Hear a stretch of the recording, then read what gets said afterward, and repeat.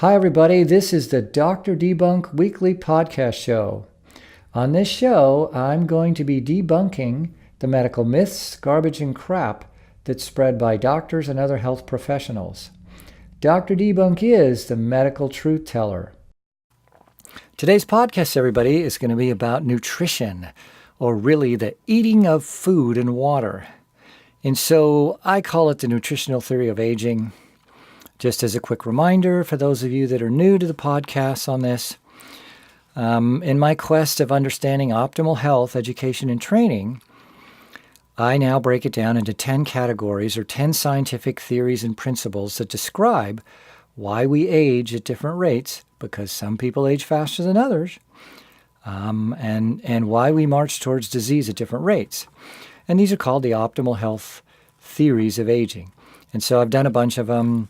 And this one is how food affects that. So the nutritional theory of aging describes how food and water that we put into our body affects the speed at which we age and affects the speed at which we march towards disease.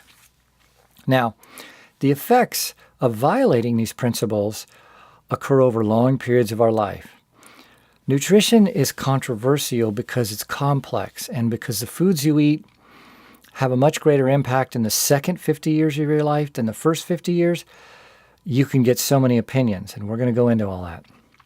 But anyway, the goal is to understand the principles of nutrition, food, and water that make you age as slowly as possible and minimize your risk of marching towards disease based on the food and water thing. And so, as I just mentioned, if you violate these principles, you will accelerate your aging and the march towards disease, which is undesirable. Unless you're crazy and then you want that to happen, and then you're crazy and we don't really want to talk to you. But most of you want to age as slowly as possible. So diving in, as I briefly just said, optimal health eating is still controversial. And that's due to just so many opinions. So we've really been studying nutrition heavily for 150 years. And because we're talking about how it affects us over our lifespan, there are no controlled scientific studies. I mean, you really can't get people, we could have started 50 years ago, get a group of people and say, well, eat this lousy, crappy diet, and let's see what happens to you and how fast you die from disease. And then we'll have people that eat really good diets and see how long it takes them. I mean, who really wants to volunteer for that first group? Nobody. But I think that there is certain things that have occurred now that can make it's not absolute by any means, but a much more practical and scientifically based approach to food and water. So my opinion is not controversial. And the reason, because I've made up my mind, because I've been studying for 25 years the concept of diet and water and how it affects us. So I have 25 years of patient analysis and scientific studies that I've looked at, because most doctors don't care about diet. I mean, we don't care. You can't change the outcome of patients, like in the outpatient setting, by their diet. Well, doctors don't believe that, but you really can. And in the hospital, we're manipulating nutritional principles for people that are extremely ill, broken with disease. And that's not my audience here. You people don't have disease, most of you, and you don't want to get it. And so it's a very different movie altogether. So let me give you a little background of my opinion, what it's based on. Because I'm big on scientific methodologies, facts, evidence, double-blind placebo crossover studies, and a whole bunch of other stuff that is more objective than subjective. I mean, I know how I feel about food, but how I feel about food is not the way to eat. For example, I love piggy. I mean, I want to eat anything that comes off a pig. My children accuse me of putting bacon grease on toast. Now, don't believe them. They're liars. But I love it, and I'm not ready to give it up. Now, it's not the best food to eat, but you can have some. Our subjective bias can really get in the way. So over 2.5 decades now, I've based my opinion as objectively as I can on 4 things that I've been doing. Number 1, I've extensively studied the classical health and scientific view of nutrition that's developed over the last 50 years. I know what the who Harvard nutritionists say and everybody else. And then, secondly, I've been observing patients for 33 years. Now, what I mean by that is I have been a little obsessed with analyzing patients' lifestyle that are dying of disease, because what primary care doctors do is we watch people die of disease eventually, and I've been doing it for 33 years, and I see how they live and what diseases that causes. And then I want to teach my patients that want to be healthy and optimally healthy to live the opposite. If you don't want to get disease, live the opposite of people that get it. And so you can see nutritional patterns, what people eat and drink is very clear. The difference between someone who's optimally healthy with age versus somebody who's diseased with age. And so that's been a big source of information. And then thirdly, I've been obsessive, as I've mentioned in other podcasts, obsessive in reading research studies. In other words, what do medical researchers, well, I shouldn't use that term. I have to get away from that. What do health researchers do, look at, study? In other words, what's the biochemistry and the cell molecular biology of nutrition and water? And what that means is, to take fancy words, biochemistry just studies the chemical reactions of life forms, and in this case, humans. And cell molecular biology studies the relationship between molecules and each other and at a cellular level, how these molecules interact to make us healthy. It's kind of the next level up from biochemistry. But researchers do fascinating stuff here by manipulating nutritional parameters for cell health. I mean, the health of humans starts at a cellular level. Do you have healthy muscle cells? Do you have healthy brain cells? Do you have healthy heart cells? And so studying that a lot is vital. And then finally, what has given me valuable information is patient trial and error. All my patients know they're my guinea pigs. I mean, they're guinea pigs for trying natural treatments to make you healthier. So manipulating vitamins, minerals, foods, carbs, fats, proteins, all of it. Over the last 23 years, I've done extensive amounts of that to see what works and doesn't work. Like, what do you have to eat to lower your blood pressure? What do you have to eat to not be on diabetic medicines? What do you have to eat to lower your cholesterol? Which, by the way, is almost worthless. Lowering cholesterol has more to do with exercise than it has to do with food. So these 4 things have made me come to some conclusions that I'm going to share with you today. So before we get to what you should do, what do you eat, why, how, and what do you drink, let me talk about some fictional food beliefs or factoids. Let me tell you about some fictional food belief and factoids. And then I have to explain a factoid. For those of you who don't know, a factoid is a fancy word. It just means, what a factoid is, it's a supposed fact that comes about because people just say it over and over and over and over again. And so after a while, because it's been said enough, people believe it's true. Like, lawyers love money above all else. Lawyers love money like their children. I mean, that's probably true, but it's really a factoid. Anyway, and so there's a lot of fictional stuff, and the main reason, I think personally, my 2 cents, my subjective bias, is that the food industry is a monster business in the United States. And the food industry has pushed and influenced health and wellness because they want to push their products, which I don't think is necessarily bad. I just want you to be knowledgeable about that influence. So here we go. Starting off with the fictional food beliefs and factoids. Number 1, 3 meals a day. People need to eat 3 meals a day. It's ridiculous. If you eat 3 meals a day, you're going to be fat, sickly, tired with age. It's going to wipe you out. Because we're not farmers anymore. We're not out in the field working 10, 12 hours a day, or factory workers that are killing themselves. It's way too much food. But it was advertising in the 1950s, I think in 60s, and it just became a thing.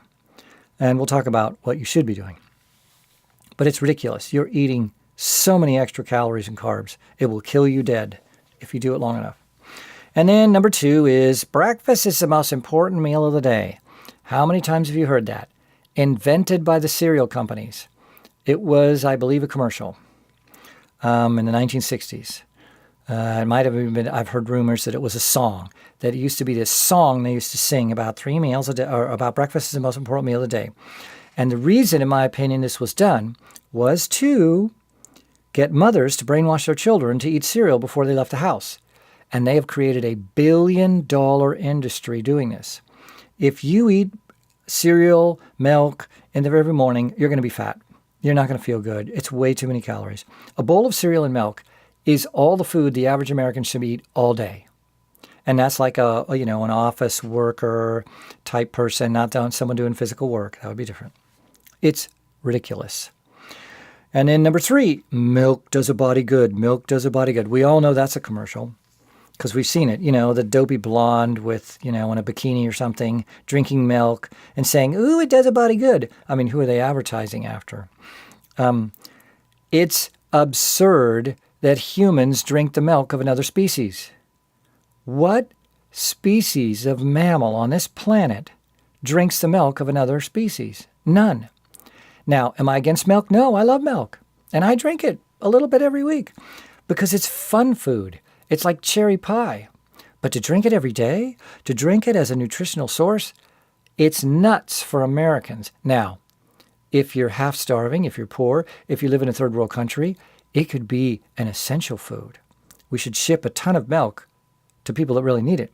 So I'm not against it, but the amount of calories in there, the amount of, it's almost a complete food. You could take vitamins and drink milk and survive for years. You wouldn't have to eat anything else because it's got carbs, fat, and protein. It's got sugar, fat, and protein. Milk is very fattening.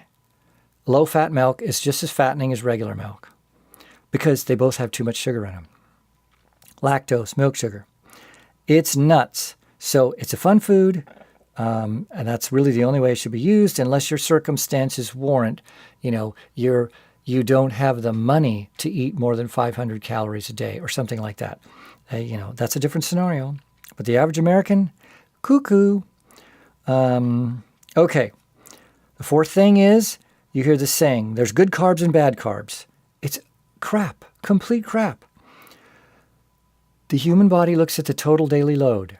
All that matters about carbohydrates, and most of you know that excessive carbohydrates are what make you fat, not fat. You're skinnier drinking bacon grease than drinking sugared soda. That's just a reality. The body takes all carbohydrates and turns them into glucose, human sugar. So it doesn't matter if it's a starch. It doesn't matter if it's a simple sugar. It doesn't matter what it is. Pasta bread, cereal, grains, sugars, honey, doesn't matter. Vegetables, fruit. All carbs are converted to glucose, and it's the total daily amount. That's all that matters. If you have extra carbs, you're going to store fat, unless you have a fast metabolism. We'll get to that in a minute. So it's ridiculous. They're all the same. So it's the total daily load. And then number 5 is beef is bad, red meat. Shouldn't have red meat. It's bad, because it's got fat. It's not bad. Do we have too much saturated fat in our diets in America? Yes. Is red meat a very concentrated form of protein? Yes. But the biggest issue with beef, I'm going to tell you what the biggest issue is. It's pollution. That's what matters. So this is a different theory of aging, and you'll get a little bit of it now, but pollution is one of the 10 theories of aging. The rate at which you're being polluted is the rate at which you're going to age and die. And we get to that in another podcast. The problem with beef is red meats or any beefy product that has the higher degree of fat, toxins are stored in fat. All mammals are the same. The greatest source of toxins in our body is from metabolic waste products. We have to get rid of them. And one of the problems with aging is we can't get rid of them all. So the body gets rid of them in other places. They can't stay in our bloodstream. Chemicals, pesticides, metabolic waste products, and poisons, and all the list goes on and on. They have to go somewhere. And where they have to go is outside of the body. And if you can't sweat them, urinate them out, defecate them out, then the body's going to store them in cells that have a low turnover rate. And unfortunately, the brain cells never turn over, so stuff gets stored in our brain cells. But the best place that's an easy, accessible place to store toxins and poisons or whatever is fat cells. So if you eat lean meat, you're not getting the fat at all. If you eat beef with 8%, 10%, 22% fat, whatever, and the animal is raised on toxic grains and nasty stuff, a lot of how animals are raised today, you're going to eat the poison that's in the fat that's in the red meat. That's why it's bad for you, more than anything else. But beef eaten in balance is not a problem. It needs to be clean, non-polluted. Okay, enough on that. I'm probably talking too fast. I need to slow down. So that was number 5. Number 6 is, well, the dietary charts say that, women should eat 10 to 1,200 calories a day, 1,000 to 1,200, and men should eat about 1,800. Wrong. If you eat that much, you will be fat. You'll be fat as a cow. Now, the average American today is eating 75 to 100% extra carbs and calories a day. Almost double. We're all eating almost double. And the only reason we don't all weigh 500 to 600 pounds, which we should, is because of this principle called wasting food calories. It's what fast metabolism is about. I'll mention it in a minute. But because we waste a certain amount of calories, and we didn't know this until 13 years ago, we've been trying to understand a fast metabolism and how humans can waste calories. It's been a conundrum. It's been a mystery. It's been, it baffled researchers. When I was in college, back in the Stone Age when the dinosaurs roamed, we studied this and we had no idea. How does a young male, 25-year-old, waste 2,000 calories a day? Well, we know now. And so all the nutritional charts were based on immature science when a generation of Americans wasted a lot more calories than they do now. And so it's way too much. We'll get to that in a second. And then there's 2 little ones here that just popped into my head. I'm going to do more detailed analysis of this in the future with a video and things like that. But there's a factoid that says oatmeal will lower cholesterol. Wrong. There was a couple studies done, and we won't even mention who paid for them to be done. But it showed that oatmeal lowers cholesterol temporarily. It's going to go right back to where it was after a while, whether you eat oatmeal or not. But it's great to put on TV commercials. And then cinnamon also will lower cholesterol temporarily, and then it'll go right back to where it was. And there's more, but for now, that's like a little intro. So those are some of the factoids and fictional junk that I've come across in my life.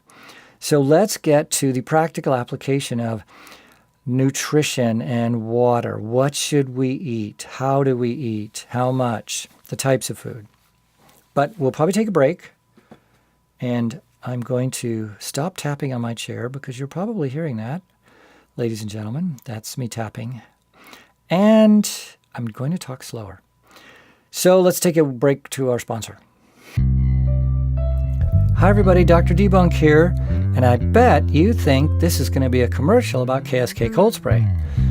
But you're wrong, because if you've been listening to my podcast, then you know I've been pushing my spray. But the flu season's over, and so I wanted to mention to you something that some of you know I do, but that is about weight loss and weight maintenance or controlling your weight, the whole subject of weight. I've mentioned it in some of my podcasts, giving little bits of information. But I have been studying weight and helping my patients lose and then maintain weight for 11 years.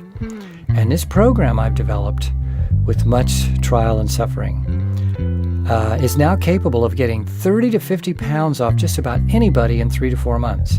You heard it right, 30 to 50 pounds, 3 or 4 months. And so what you should do is, just to get some information, so what you should do is go to Dr. Debunk website, that's drdebunk.com, If you haven't been there, there's videos and some information, but I have a little introductory video there about weight, how it works, why we are so fat in America, why it's so difficult. It's about 30 minutes, and if you watch it, you'll get it. You'll get what I do, what I can do for you, and how the program works. So that's it. I'm Dr. Debunk, the medical truth teller. Welcome back, everybody. I've been talking this podcast about the nutritional principles of optimal health. Basically, the foods we eat, carbs, fat, and protein, and water.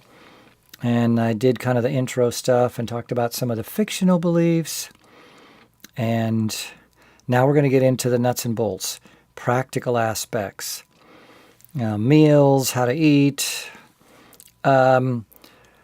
Practical. I think the problem with the concept and the subjects of diet and healthy eating is it's not practical. You can't ignore the American lifestyle. You can't ignore modern lifestyle.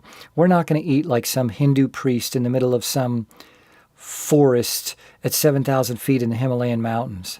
You know, the supposed experts of health and wellness, which I mentioned this before, but I have to bring it up again. Who says that Hindu priests are the experts in health and wellness? Mysticists from the Eastern world know everything about living to be 100 years old. What a load of crap.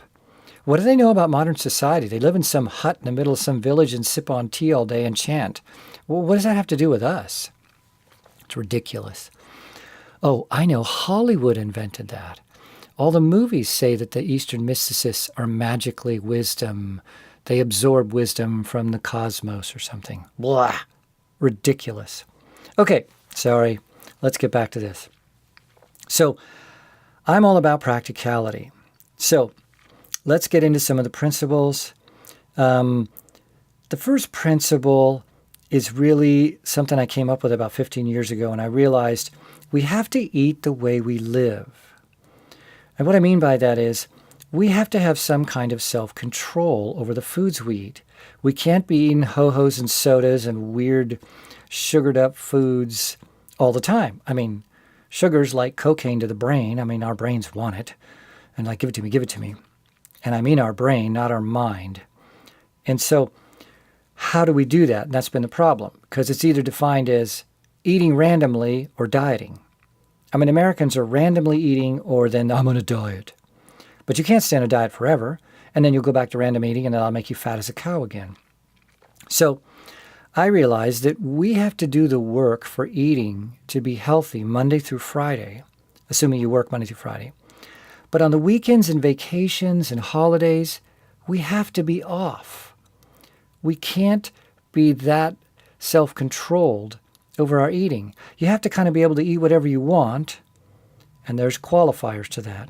On the weekends, holidays, and vacations, and then Monday through Friday, you go back to a specific plan that'll help you be healthy regarding foods and water, but also maintain your weight because they're intimately connected. And I've been promoting that for a long time, and it absolutely works. Absolutely works. Hundreds of my patients. And so that's the first and most important principle. Monday through Friday, you have to control what you eat. And you can do it easier than you think because you're in the work mode anyway. When Monday comes, we all drag ourselves out of bed. Although I'm lucky because I love to come to work. And we have to do a job that many of you don't like or just tolerate. But we're in the self-discipline control mode, and you can throw food eating right into that. And then as long as you know, starting Friday night for a lot of you, you can start to eat whatever you want, pizza, beer, watch the football game, whatever. Ladies, you can have some of your chocolate, ho-ho thing, whatever. But anyway, we'll get to the details of that. If we know that we're off on the weekends, holidays, and vacations, and we don't have to think about it, we can do that as Americans. And I've been doing it 15 years. It works. So that's the first principle. Second principle is what I already mentioned about 3 meals a day, factoid, fiction. If you eat 3 meals a day, you'll be fat. We need 1 meal a day in America, and then 2 to 4 snacks a day to get us through what we consider a snack, 6 to 10 bites. I mean, again, we're not doing physical labor. Now, some of you are out there working in warehouses, working, sweating, construction guys, whatever. yeah, you would eat more. You might be able to do need 2 meals and 2 snacks. But the average person not doing physical labor, 1 meal a day, 2 to 4 snacks a day to get you through, based on energy. And I won't go into the details of that, just like I didn't go into the details on the maintenance. There's a lot more to it. This is just an introductory podcast. Okay. And then the third principle of practicality, which is obvious, and what most people run to is like, well, how many total calories should I eat every day? That is not knowable. Now, what do I mean by that? The amount of calories somebody eats is complex metabolically. The amount you can tolerate to be healthy and the amount you can tolerate not to get fat has so much to do with metabolism. But there are general rules. But the most important reason I say that is because of something called wasting food calories. So there's a fundamental principle here about total calories that has to be accepted first. So I'm going to start there. How many calories you eat? Well, first of all, we cannot eat in balance. Like, we can do scientific studies to get a good idea based on body weight, male, female, how many calories somebody should eat to not lose weight, to have a normal metabolic status. And what has come to light in the last 50 years is that humans are very predictable. Humans, in the presence of abundant food, overeat. We can't not overeat. Very small percentage of people can balance their calories. We overeat for a variety of reasons. We overeat because we're mad, bored, stressed, and depressed, mainly. But certain aspects of food are addictive. And so this is true for all of human history. This rule is absolutely true. It's been true since we've had recorded history. I mean, if you look at pictures of Romans and Greeks, Egyptians, I don't care, old societies, their statues, their pictures, they're always chubby. They're always fat. Because, in the Roman Empire, they didn't paint pictures or build statues of dying, starving peasants. It was the rich and the affluent that had all the money, so they overate. I mean, the Romans had food orgy parties where they would eat and eat and eat, and then they would go vomit outside and come back in and eat some more. It's nuts. And so today we've created in modern society the ability for homeless people to be fat, right? I mean, look around. You can see a fair amount of homeless people. They can get the food. And the food is so nasty that they're getting, high in carbohydrates, And so the answer is not to balance our calorie intake. I'm going to tell you the answer. I'm going to jump right to it. The answer is to increase your metabolic rate so that you can waste the extra food calories that you overeat on a weekly basis. Now, what that means is, I observed that the average woman can, at her very best, only overeat 1,000 to 1,500 calories a week. It's minimum, probably 1,500. But if your body wants to waste those food calories and not use those extra carb calories to store fat, you won't gain weight anymore. You'll maintain. Now, wasting food calories is the common terminology for a biochemical term that I'm not going to mention or get into. But it's something that researchers about 13 years ago began to understand. When I was back in college, loving biochemistry, I always have, we looked at this, we studied this, and we were trying to understand, and they were trying to understand for 50 years, we were trying to understand how an aggressive 22-year-old male doing sports like mad, that would have been me, I was playing 10 hours of racquetball and basketball a week, I would eat 4,000 calories a day if I could. And if I didn't get enough food, I would start to lose muscle mass because my metabolism was going out of its mind because of the high activity level. And I was wasting 2,000 calories a day. And you very commonly see this. I mean, how many of you have seen a 45-year-old female, and it's only about 3% of women that do this and about 5% of men. A 45-year-old female who's got, a kid and a grandkid, and they're all sitting there drinking Pepsis and Ho-Hos and all kinds of other food, and she's 120 pounds, the daughter's 110 pounds, and the granddaughter's, whatever. At 10 years old, she is 80 pounds, 70 pounds. And it's like, how can they eat that? It's like, women want to kill them because it's like, it's not fair. They're not doing anything. They don't use extra carb energy to store fat. They just waste it. And so it's critical in America that we embrace the concept of balancing our overeating with our ability to waste food calories, which on future videos I will explain to you exactly how to do that. Because for the last 11 years, I've done a ton of weight loss. And if you go on Dr.debunk website, I have an introductory video to weight control, and I can get 30 to 50 pounds off anybody in 3 to 4 months. No brainer. That's not the hard part. This is the hard part, what I'm talking about right now. How do you maintain naturally? And it's a balance of only overeating what you can waste. And so that's the first point of practicality on how many calories you need. And so you can see it's complex because my younger patients, I make them work out like animals because I know they're not going to control their diet. Say, a 24-year-old woman cannot control her eating anywhere near the way a 44-year-old. And so I have patients in their 60s that lose more weight than women in their 20s because they can really control their eating, even though they can't exercise because their knees are bad or this is bad or whatever. And so anyway, that's point number one. I beat that horse to death. There's a lot more there, and it'll be coming in future videos. So that is, the 3 parts I mentioned. I'll just quickly say it again. Monday through Friday eating, you can do that right now because we'll get to foods in a second, actual foods. You only eat 1 meal a day. I don't care when it is. That's a complex subject, but we'll get to that. And you have however many snacks to keep your energy up. Energy is what it's about. Monday through Friday, you eat for energy, not because you're mad, bored, stressed, and depressed, because your boss is a moron.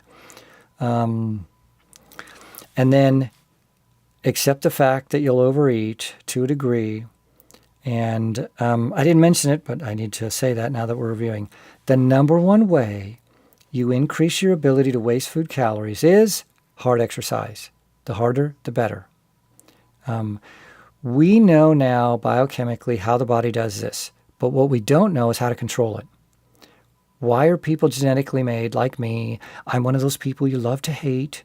I'm 62. I still can't get fat. It doesn't matter what I eat. My wife wants to choke me every day because I should weigh 600 pounds based on how much food I've eaten. Anyway, so hard exercise. And so there are some other points here just as practical that I want to throw out. A few little things that are important. On the same lines of this, if most of you know this, but those of you that don't, the reason Americans are fat, 75% of Americans in most areas of the country are now 35 pounds overweight or more, is because of excessive carbohydrates. I mean, it's more to it than that. We have massively dysfunctional metabolisms. But given the American lifestyle, we cannot drink liquid sugar drinks. You cannot drink anything that has sugar in it and have a handle on being healthy based on what you eat. It is impossible. If you don't retire, I don't care if you're 20 years old, if you don't retire from drinking liquid sugar drinks, I don't care if it's soda, sugar and tea, whatever. If you keep doing that, 2 things are going to happen. You'll get fatter and fatter, and you're slowly going to poison your body. Now, this is what we've learned about excessive carbohydrates. I mean, people think of sugar, and liquid sugar is the most concentrated form of carbs. But around 40 to 45 years old, if you keep drinking liquid sugar, you are poisoning your body. What you are doing is licking your finger, dipping it in rat poison, and then licking it again. Excessive carbohydrates will kill you dead over the decades of your life. It's just under 40, 45. I mean, it used to be 50, it used to be 55. But each generation is getting more weak and sickly in America. Younger and younger people are weak and sickly. That's, unfortunately, the state of America today. But as far as this goes, you have to stop. You have to retire. I mean, liquid sugar is addictive. If drugs were equal to foods, liquid sugar would be cocaine, straight cocaine, and that's why people have such a hard time. The fattest patients I deal with who are trying to lose weight are always soda drinkers, always. And if you're a soda drinker and a diabetic, you're committing suicide. That's what you're doing. Okay. And then simple principles. On the weekends and holidays and vacations when you can eat whatever you want, if you eat a lot of carbs, you need to drink tons of water. If you're going to have a lot of carbs, water, water, water. If you will pound down a gallon of water on a day you're having a lot of carbs, it will have a dramatic less effect of making you get fat. Just drinking water. So remember that one. It's an easy trick. And then the final little trick is, on weekend eating, if you know you're going to go out to dinner and have some kind of pasta thing loaded with carbs and then dessert, then since you're eating 2 days worth of food all at once on Saturday night, don't eat much during the day. Just enough to keep your energy up. Now, there's a bunch more to this, but this is an introductory podcast. So let's get down to what most people start with, and that's the types of food. I mean, what type of food should we be eating? How much carbs, how much fats, how much protein? I like to make it really simple because we live complex lives, and simple is better than complex. We need to be meat-eating rabbits. I mean, you can debate about foods forever. To me, the debate is over. The closer you are to vegetarian-style eating, the healthier you're going to be. Now, I don't think people have to be pure vegetarians.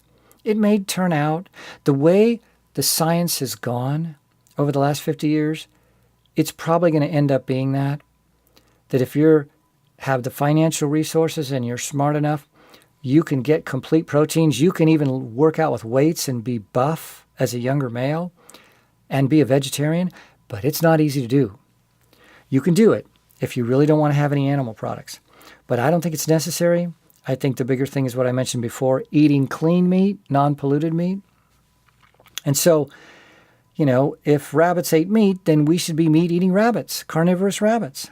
Meats, veggies, and fruits. Meats and veggies really are supplying the energy, the raw materials for the body, and the fruits would be the carb energy source. And I usually recommend people not to eat fruit unless it's an exercise day. But Monday through Friday, meat-eating rabbit, meats and veggies. Stay away from everything else, pasta, bread, cereal, grains, junk food, pizzas, rah, everything out there, I mean, somebody told me there's 3 times as many food stations as gas stations. And it's probably true if you drive around. I mean, it's just nuts. We're being attacked. So, meats, veggies, fruits, Monday through Friday. And then on the weekends, have fun. And you have fun relative to what you're doing with exercise and the things I mentioned above. But if it's in a package or a box, did you ever see any boxes grow out of the ground? Do cereal boxes grow out of the ground? Really? Cereals aren't bad. It's just too many carbs. And the food is so polluted now, unless you get organic stuff, which is really kind of the next principle I'll get into. Clean foods. Clean foods is what you need. As much organic stuff as you can get. And hopefully the farmers aren't lying, but that's a tough one. But a principle I tell people, especially if you're a little older and you have some time or retired, start a garden. I don't care if you live in an apartment. Get some pots. Grow whatever you can because you can control the purity of the food. And so sooner than later, we have 9 acres. I'm going to have organic food on my property, and 5 or 6 families are going to eat of it, and I will not eat other stuff after that. As soon as I can get, and it's really about purity. Every once in a while I might have junk, but whatever you can do to eat clean, organic, homegrown food, that's the way to go. And what goes with that is this principle, and it's kind of the principle of deception of youth. See, the first 50 years of our life, you can get away with murder with what you eat. And humans can survive on so little that it almost doesn't matter what you do the first 50 years with food. And nutrition then becomes excessively important over 50. And it's so obvious when you look at it, especially with someone like me having thousands of patients, how radically different people feel when they change their diet. But people under 50, it doesn't really change much. I mean, people under 50, I mean, when you're 25 years old, you can do booze, coke, drugs, be a psychopathic crazy person, and party all weekend. You're going to get up Monday and go to work. And you can be living on ho-hos and junk and hit every fast food place 5 days a week. Doesn't matter. But the wheels will come off your car nutritionally if you try to do that after 40, 45 years old. And so that's the deception, the strength of the human body when we're younger. So clean foods, organic, especially with age. The sooner you can get into it, the better. And then finally, the subject of water. Water is a no-brainer.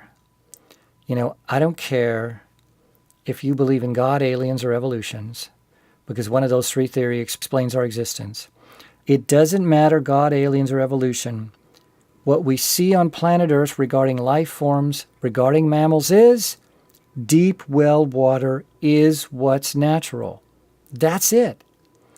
Water that's sucked out of the ground, the deeper, at least 30 feet or more, is filtered naturally by the earth, by Mother Earth, whatever you believe Mother Earth is.